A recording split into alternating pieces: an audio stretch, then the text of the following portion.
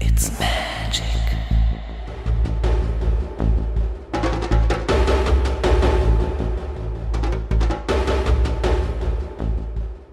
It's magic.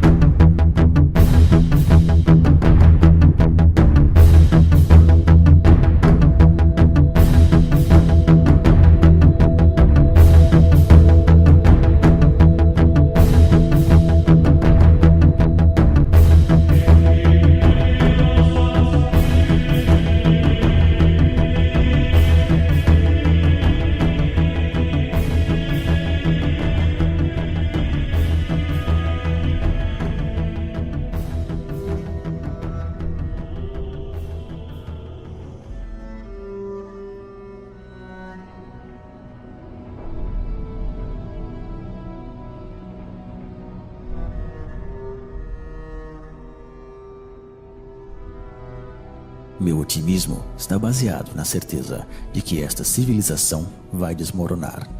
Meu pessimismo em tudo aquilo que ela faz para arrastar-nos em sua queda.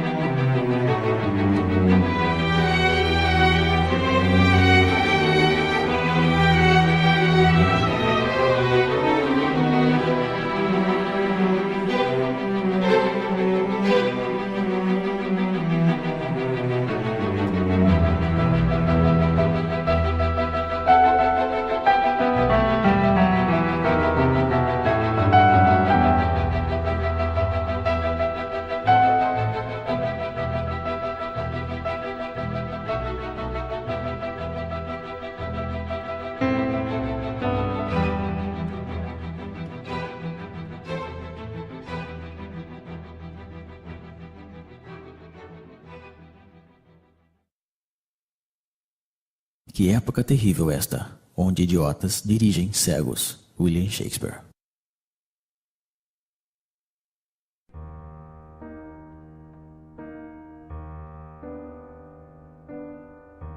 A servidão moderna é uma escravidão voluntária, aceita por esta multidão de escravos que se arrastam pela face da terra. Eles mesmos correm atrás de um trabalho cada vez mais alienante que lhes é dado generosamente se estão suficientemente domados. Eles mesmos escolhem os amos a quem deverão servir. Para que essa tragédia absurda possa ter sucedido, foi preciso tirar desta classe a capacidade de se conscientizar sobre a exploração e a alienação da qual são vítimas. Eis então a estranha modernidade da época atual. Ao contrário dos escravos da antiguidade, aos servos da Idade Média e aos operários das primeiras revoluções industriais, estamos hoje frente a uma classe totalmente escrava, que, no entanto, não se dá conta disso, ou melhor ainda, que não quer enxergar. Eles não conhecem a rebelião que deveria ser a única reação legítima dos explorados. Aceitam sem discutir a vida lamentável que foi planificada para eles. A renúncia e a resignação são a fonte de sua desgraça. Eis então o pesadelo dos escravos modernos, que só aspiram a deixar-se levar pela dança macabra do sistema de alienação.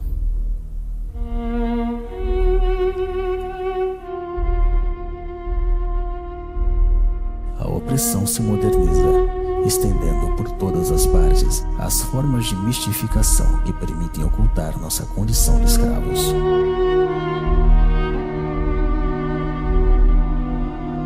Mostrar a realidade tal qual é na verdade, e não tal como mostra o poder, constitui a mais autêntica subversão. Somente a verdade é revolucionária.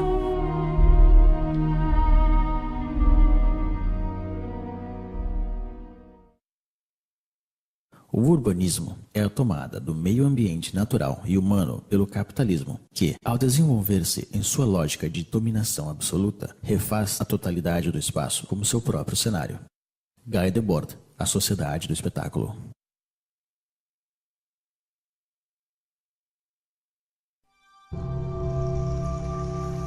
À medida que o homem constrói seu mundo com a força do trabalho alienado, o cenário deste mundo se converte na prisão onde terão que viver.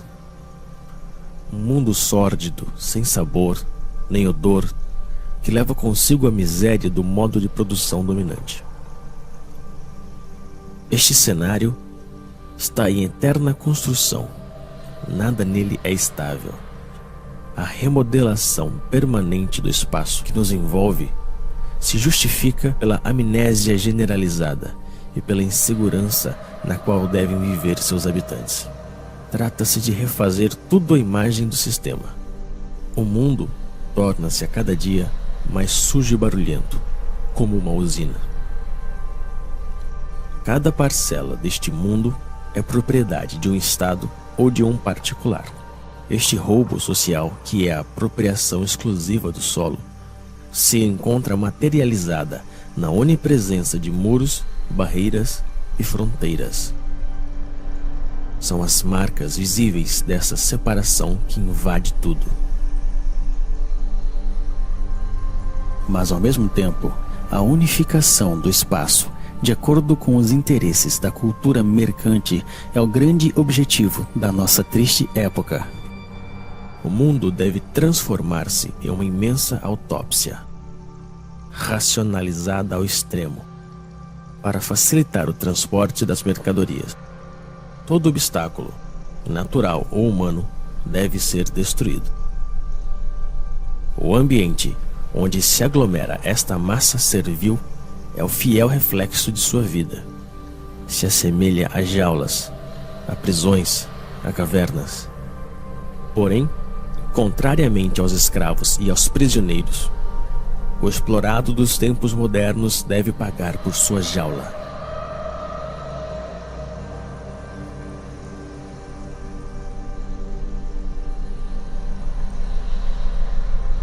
porque não é o homem, mas o mundo que se tornou um anormal. Anthony Artaud.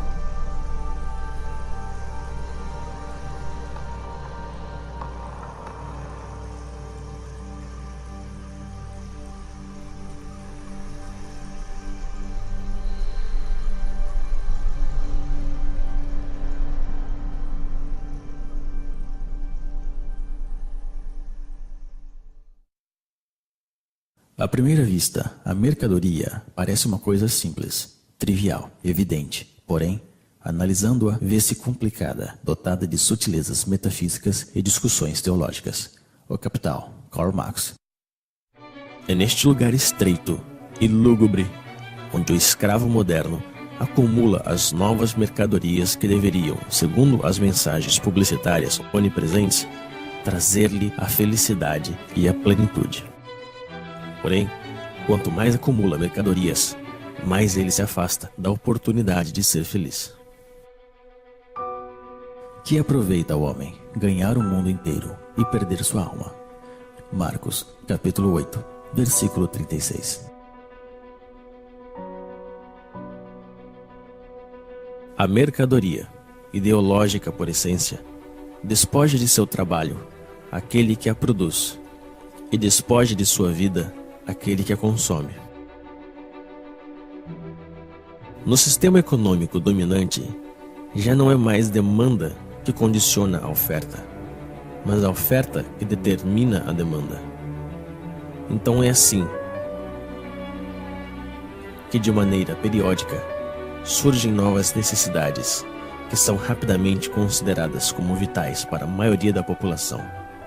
Primeiro foi o rádio, depois o carro, a televisão, o computador e agora o telefone celular. Todas essas mercadorias, distribuídas massivamente em um curto lapso de tempo, modificam profundamente as relações humanas. Servem, por um lado, para isolar os homens um pouco mais de seu semelhante e, por outro, para difundir as mensagens dominantes do sistema. As coisas que se possuem acabam por possuir-nos.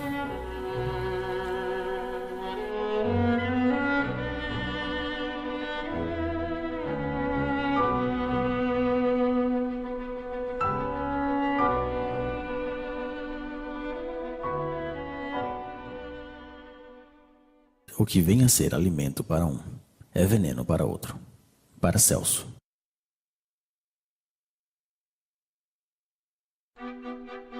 Porém, é quando se alimenta que o escravo moderno ilustra melhor o estado de decadência em que se encontra. Dispondo de um tempo cada vez mais limitado para preparar a comida que ingurgita, ele se vê obrigado a engolir rápido o que a indústria agroquímica produz. Errando pelos supermercados, à procura dos substitutos que a sociedade da falsa abundância consente em dar-lhe, só lhe resta a ilusão da escolha. A abundância dos produtos alimentícios apenas dissimula sua degradação e sua falsificação. Não são mais que organismos geneticamente modificados, uma mistura de colorantes e conservantes, de pesticidas, de hormônios e outras tantas invenções da modernidade.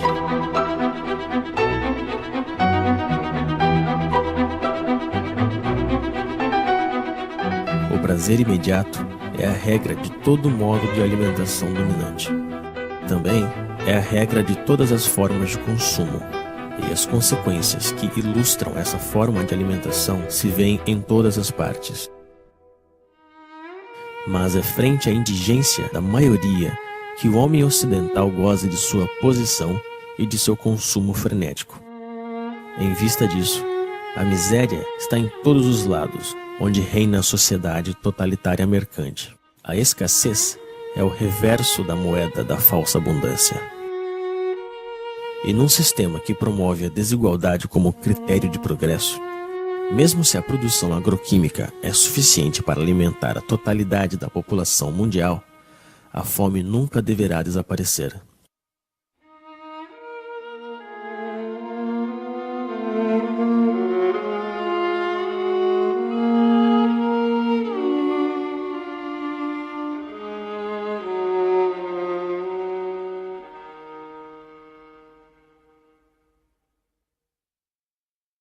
estão convencidos de que o homem, espécie pecadora por excelência, domina a criação, como se as outras criaturas tivessem sido criadas apenas para servir-lhes a comida, a roupa, para serem martirizadas e exterminadas.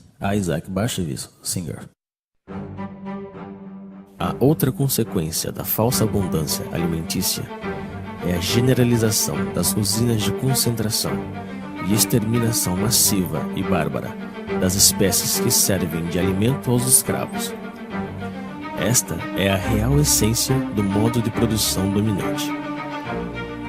A vida e a humanidade não resistem ante o desejo de proveito de certos indivíduos.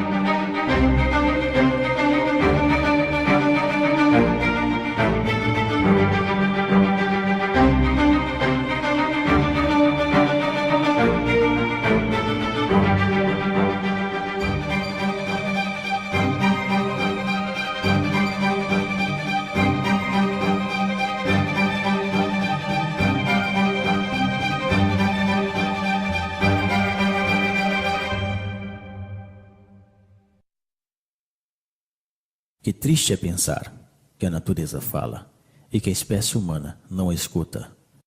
Victor Hugo. É a expoliação dos recursos do planeta, a abundante produção de energia ou de mercadorias, o lixo e os resíduos do consumo ostentoso hipotecam a possibilidade de sobrevivência de nossa terra e das espécies que nela habitam. Porém, para deixar livre o curso ao capitalismo selvagem, o crescimento econômico nunca deve parar. É preciso produzir, produzir e reproduzir ainda mais. E são os mesmos poluidores que se apresentam hoje como salvadores potenciais do planeta.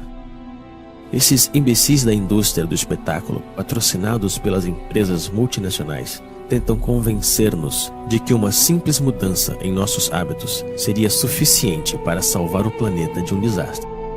E enquanto nos culpam, continuam poluindo sem cessar nosso meio ambiente e nosso espírito.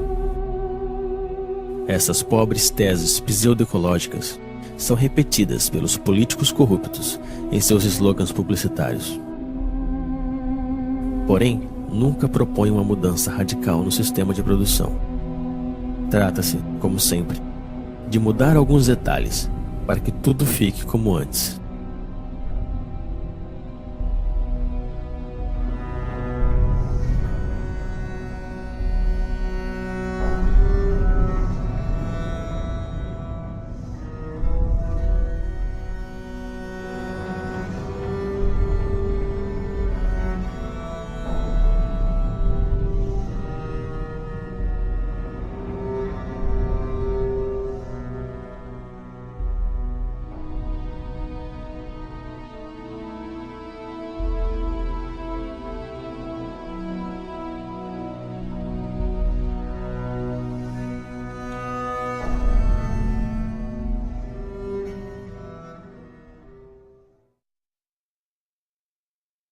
Trabalho. Do latim, tripalium, 3 paus, instrumento de tortura.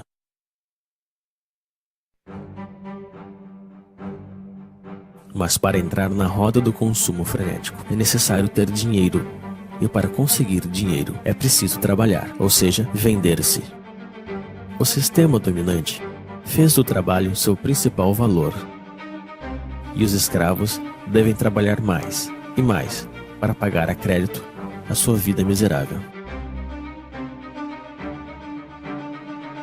Eles estão esgotados de tanto trabalhar, perdem a maior parte de sua energia e têm que suportar as piores humilhações. Passam toda a sua vida realizando uma atividade extenuante e insidiosa que é proveitosa apenas para alguns. A invenção do desemprego moderno tem como objetivo assustá-los e fazê-los agradecer sem parar a generosidade do poder que se mostra tão generoso com eles. Que fariam sem esta tortura que é o trabalho?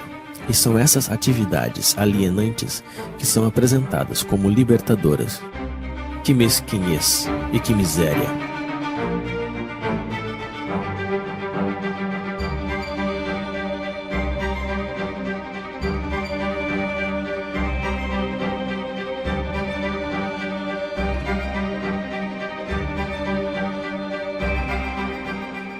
Sempre apressados pelo cronômetro ou pela chibata. Cada gesto dos escravos é calculado a fim de aumentar sua produtividade. A organização científica do trabalho constitui a real essência da desapropriação dos trabalhadores, seja do fruto de seu trabalho, mas também do tempo que eles passam na produção automática das mercadorias ou dos serviços. O papel do trabalhador se confunde com o da máquina nas usinas, com o computador nos escritórios. O tempo pago não volta mais. Assim, a cada trabalhador é atribuído um trabalho repetitivo, seja ele intelectual ou físico. Ele é um especialista em seu domínio de produção. Essa especialização encontra-se na escala do planeta, no âmbito da Divisão Internacional do Trabalho. Concebe-se no Oriente, se produz na Ásia, se morre na África. É o homem inteiro que é condicionado ao comportamento produtivo pela organização do trabalho. E fora da fábrica, ele conserva a mesma pele e a mesma cabeça. O escravo moderno teria sido capaz de se contentar de sua servidão ao trabalho, mas à medida que o sistema de produção coloniza todos os setores da vida, o dominado perde o seu tempo com lazeres, com diversões e férias organizadas. Em nenhum momento do seu cotidiano ele foge da influência do sistema, que faz parte de cada instante de sua vida. É um escravo a tempo integral.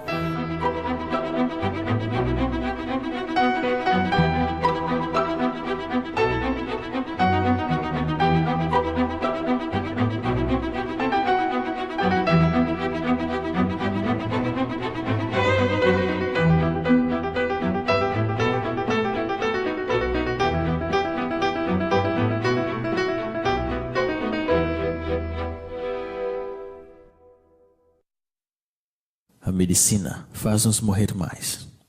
Plutarco.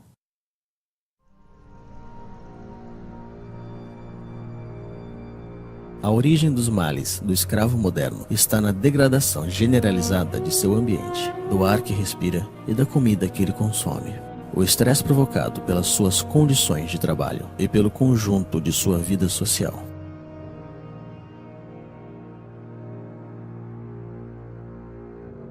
Sua condição subserviente é um mal que nunca encontrará remédio. Somente a total liberação da condição na qual ele se encontra pode permitir ao escravo moderno se libertar de seus sofrimentos. A medicina ocidental só conhece um remédio contra os males dos quais sofrem os escravos modernos: a mutilação. É a base de cirurgias, de antibióticos ou de quimioterapia que se trata aos pacientes da medicina mercantil. Nunca se trata a origem do mal, senão que as suas consequências. pelo motivo de que essa busca da origem do mal nos conduziria inevitavelmente à condenação fatal da organização social em toda a sua totalidade.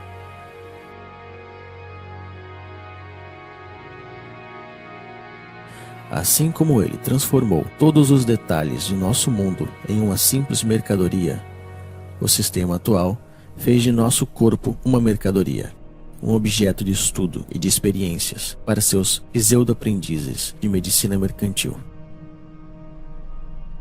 Os donos do mundo já estão prontos para patentear os seres vivos.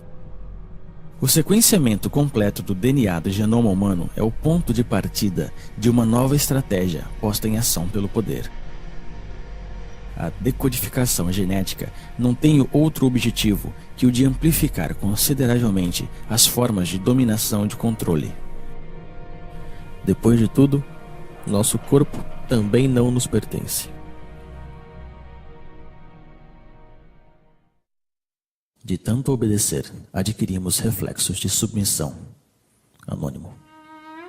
O melhor de sua vida foge entre seus dedos, mas ele prossegue assim, pois já está acostumado a sempre obedecer. A obediência se tornou sua segunda natureza. Ele obedece sem saber por qual razão, simplesmente porque ele sabe que deve obedecer. Obedecer, produzir e consumir. Eis aí o trítico que domina sua vida. Obedece-se aos pais, aos professores, aos patrões, aos proprietários, aos comerciantes. Obedecem-se também às leis, às forças da ordem e a todos os tipos de poderes, pois ele não sabe fazer outra coisa. Não existe algo que lhe dê mais medo que a desobediência, já que desobedecer, aventurar, mudar é muito arriscado. Assim como uma criança que se perde de vista de seus pais, o escravo moderno se sente perdido, sem o poder que o criou. Então, ele continua obedecendo. É o medo que nos fez escravos e que nos mantém nesta condição. Baixamos a cabeça frente aos donos do mundo. Aceitamos essa vida de humilhação e de miséria somente por medo. No entanto, dispomos da força numérica frente a essa minoria que governa. A força deles não sai de seus policiais, mas de nosso consentimento. Justificamos nossa covardia diante do enfrentamento legítimo contra as forças que nos oprimem com um discurso cheio de humanismo modernizador. A rejeição da violência revolucionária está ancorada nos espíritos daqueles que se opõem ao nome dos valores que este mesmo sistema nos ensinou. Porém, quando se trata de conservar sua hegemonia, o poder não hesita em se vestir da violência. Sob um governo que prende qualquer homem injustamente, o único lugar digno para um homem justo também é a prisão. Henry David Thoreau, A Desobediência Civil. No entanto, ainda existem indivíduos que escapam ao controle das consciências, mas estão sob vigilância. Todo ato de rebelião ou de resistência que está de fato assimilada a uma atividade desviada ou terrorista. A liberdade só existe para aqueles que defendem os imperativos mercantis. A oposição real ao sistema dominante, infelizmente, é totalmente clandestina. Para estes opositores, a repressão é a regra em uso. E o silêncio da maioria dos escravos frente a essa repressão está justificado na aspiração mediática e política que nega o conflito existente na sociedade atual.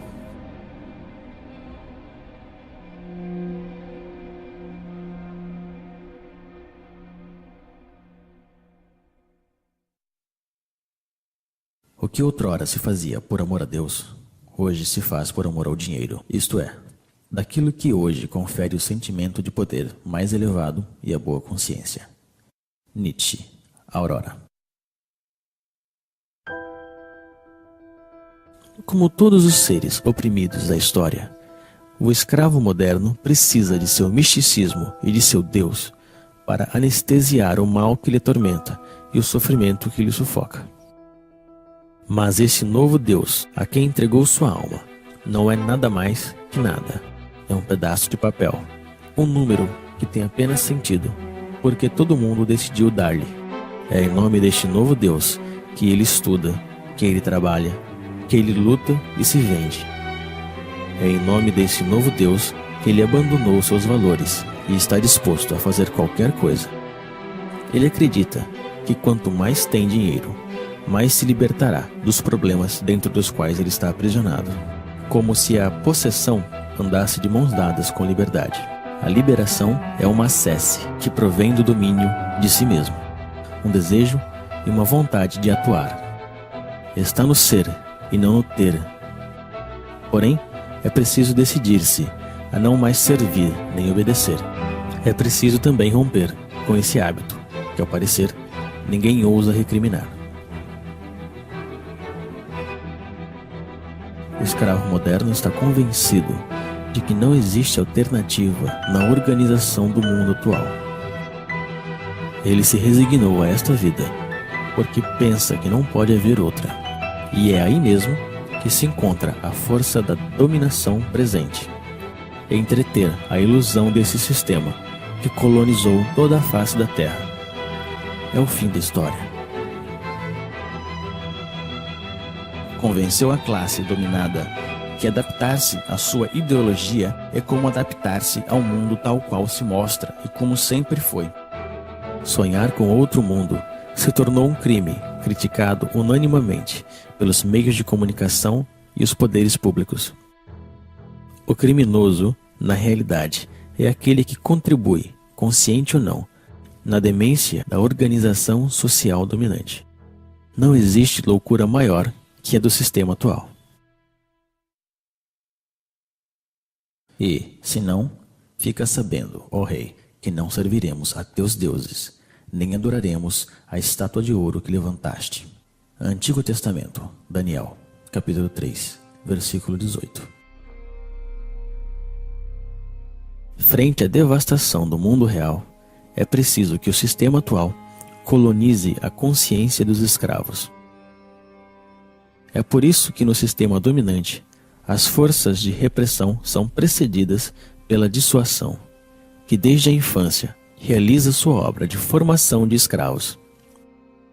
Eles devem esquecer-se de sua condição servil, de sua prisão e de sua vida miserável. Basta olhar esta multidão hipnotizada frente às telas que acompanham sua vida cotidiana.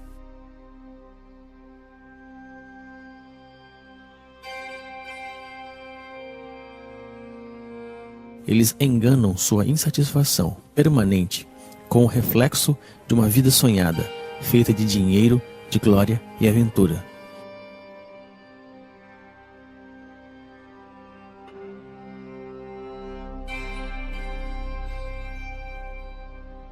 Mas seus sonhos são tão lamentáveis como sua vida miserável.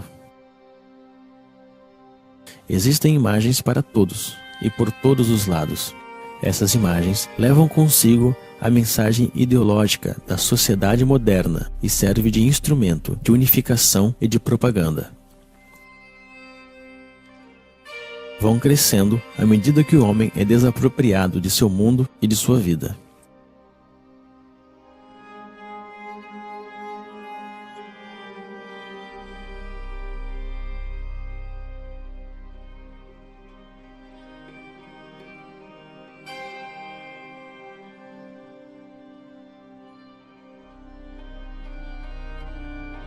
A criança é a primeira vítima dessas imagens, pois se trata de sufocar a liberdade desde o berço. É necessário torná-los estúpidos e tirar-lhes toda a capacidade de reflexão e de crítica. Tudo isso se faz, evidentemente, com a cumplicidade desconcertante dos pais, que não buscam sequer resistir frente à força imponente de todos os meios modernos de comunicação. Eles mesmos compram todas as mercadorias necessárias para escravizar sua progenitura. Desapropriam-se da educação de seus filhos e deixam que o sistema alienador e medíocre se encarregue dela.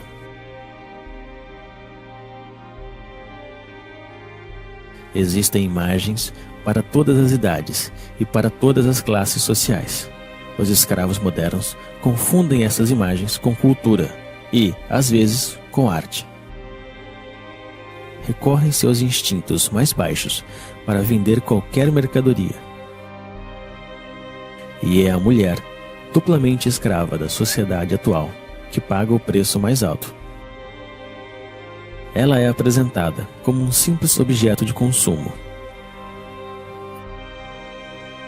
A revolta também foi transformada em uma imagem que se vende para melhor destruir seu potencial subversivo. A imagem ainda é, até hoje, a forma de comunicação mais direta e mais eficaz. Ela cria modelos, aliena as massas, mente e promove frustrações. Difunde-se a ideologia mercantil pela imagem,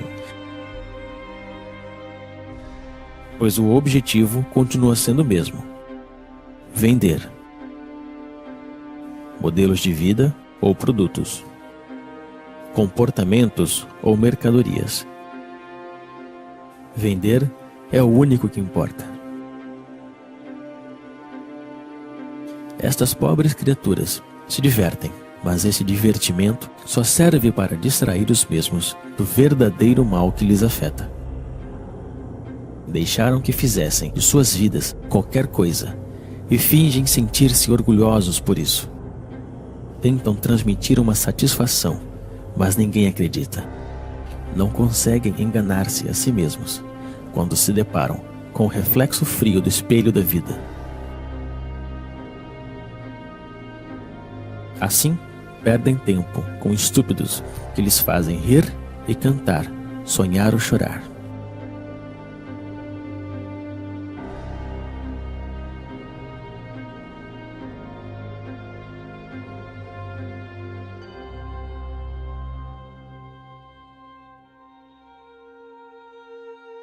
Através do esporte mediatizado, se representa o êxito e o fracasso, os esforços e as vitórias que os escravos modernos deixaram de viver em seu cotidiano. Sua insatisfação lhe incita a viver por procuração frente ao aparelho de televisão.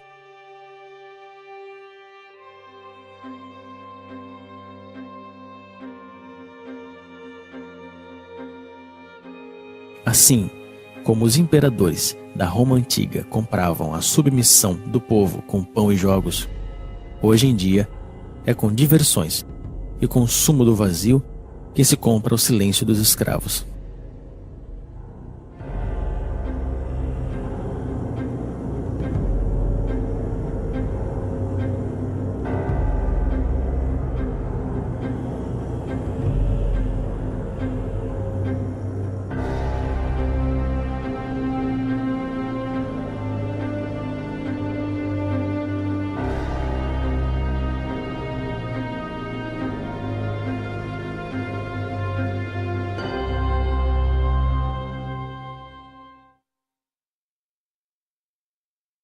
Nós acreditamos que dominamos as palavras, mas são as palavras que nos dominam.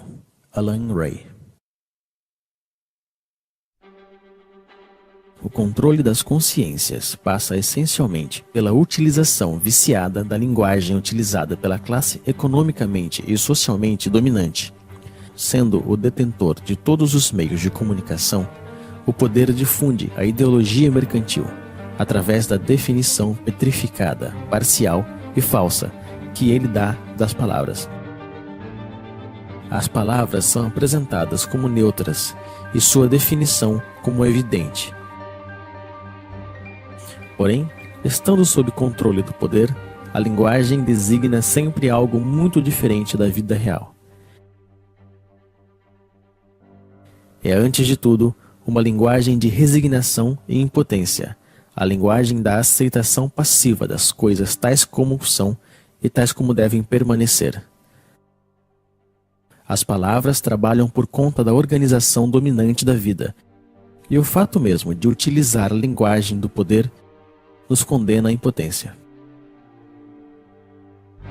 O problema da linguagem está no centro da luta pela emancipação humana. Não é uma forma de dominação que se junta às outras, mas o coração do mesmo projeto de submissão do sistema mercantil totalitário.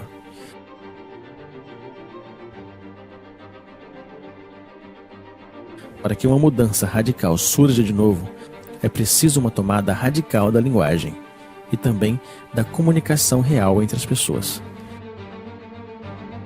É nisso que o projeto revolucionário se une ao projeto poético. Na efervescência popular, a palavra é tomada e reinventada por grupos extensos. A espontaneidade criadora se apodera de cada um e nos reúne a todos.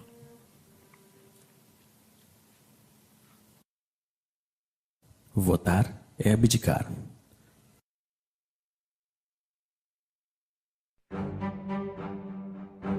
No entanto, os escravos modernos ainda se veem como cidadãos. Eles acreditam que votam realmente e decidem livremente quem vai dirigir seus negócios, como se eles ainda tivessem escolha. Apenas conservaram a ilusão. Vocês acreditam que ainda existe uma diferença fundamental quanto à escolha da sociedade na qual nós queremos viver entre o Partido Socialista e a direita populista da França, entre os democratas e os republicanos dos Estados Unidos, entre os trabalhistas e conservadores do Reino Unido? Não existe oposição, pois os partidos políticos dominantes estão de acordo sobre o essencial, que é a conservação da atual sociedade mercantil. Não existem partidos políticos susceptíveis de chegar ao poder que duvidem do dogma do mercado. E são com esses partidos que a cumplicidade mediática monopoliza as aparências. Discutem por pequenos detalhes, esperando que tudo fique onde está. Brigam por saber quem ocupará os lugares oferecidos pelo parlamentarismo mercantil. Estas estúpidas briguinhas são difundidas pelos meios na intenção de ocultar um verdadeiro debate sobre a escolha da sociedade na qual desejamos viver. A aparência e a futilidade dominam profundamente o afronto e as ideias. Tudo isso não se parece, nem de perto e nem de longe, a uma democracia. A democracia real se define primeiro e antes de tudo pela participação massiva dos cidadãos na gestão dos interesses da cidade. Ela é direta e participativa e encontra sua maior expressão na Assembleia Popular e no diálogo permanente sobre a organização da vida comum. A forma representativa e parlamentar que usurpam o nome da democracia limitam o poder dos cidadãos pelo simples direito ao voto, ou seja, a nada. Tão real que não existe diferença entre o cinza claro e o cinza escuro. As cadeiras do parlamento estão ocupadas pela imensa maioria da classe econômica dominante, seja ela de direita ou da pretendida esquerda social-democrática. O poder não é para ser conquistado, ele tem que ser destruído. O poder é tirano por natureza, seja ele exercido por um rei, por um ditador ou um presidente eleito. A única diferença na democracia parlamentar é que os escravos têm a ilusão que podem escolher eles mesmos os mestres que eles deverão servir. O direito ao voto fez dos mesmos cúmplices da tirania esmagadora. Eles não são escravos porque existem amos, senão que existem amos porque decidiram permanecerem escravos. A natureza não criou amos nem escravos. Eu não quero dar nem receber leis. Denis Diderot. O sistema dominante se define então pela onipresença de sua ideologia mercante. Ela ocupa, ao mesmo tempo, todo o espaço e todos os setores da vida. Ela não diz nada mais que produza, venda, consuma, acumula. Ela reduziu todas as relações humanas em relações mercantes e considera nosso planeta como uma simples mercadoria. O dever que nos impõe é o trabalho servil. O único direito que ele reconhece é o direito da propriedade privada. O único Deus que ele adora é o dinheiro. O monopólio da aparência é total. Somente aparecem os homens e os discursos favoráveis na ideologia dominante. A crítica deste mundo está afogada no mar midiático que determina o que é bem ou mal, e o que se pode ver ou não.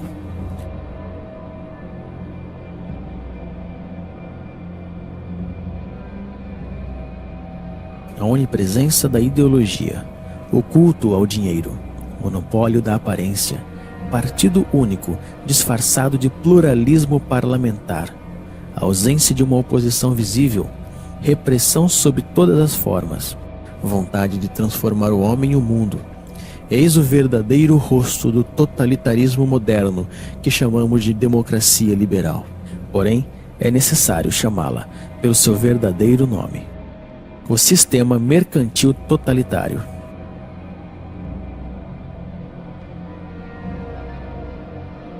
O homem, a sociedade e o conjunto de nosso planeta estão a serviço desta ideologia. O sistema mercantil totalitário realizou o que nenhum totalitarismo conseguiu fazer antes: unificar o mundo à sua imagem. Hoje, já não existe exílio possível.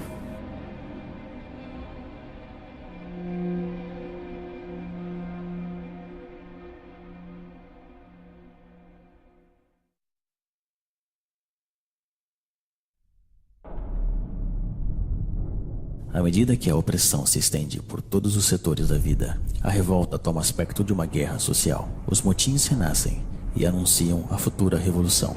A destruição da sociedade mercantil totalitária não é um caso de opinião, é uma necessidade absoluta num mundo que já está condenado, pois o poder está em todos os lados, deve ser por todas as partes e todo o tempo, e devemos combatê-lo. A reinvenção da linguagem, o transtorno permanente da vida cotidiana, a desobediência e a resistência são as palavras mágicas da revolta contra a ordem estabelecida. Mas para que desta revolta surja uma revolução, é preciso unir as subjetividades em uma frente comum. É na unanimidade de todas as forças revolucionárias que devemos trabalhar. Isto só se pode conseguir quando temos consciência de nossos fracassos passados. Nem o reformismo estéril, nem a burocracia totalitária não podem ser uma solução para nossa insatisfação.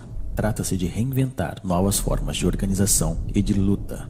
A autogestão nas empresas e a democracia direta na escala comunal constituem as bases desta nova organização, que deve ser anti-hierárquica, tanto na forma quanto no conteúdo. O poder não é para ser conquistado, ele deve ser destruído.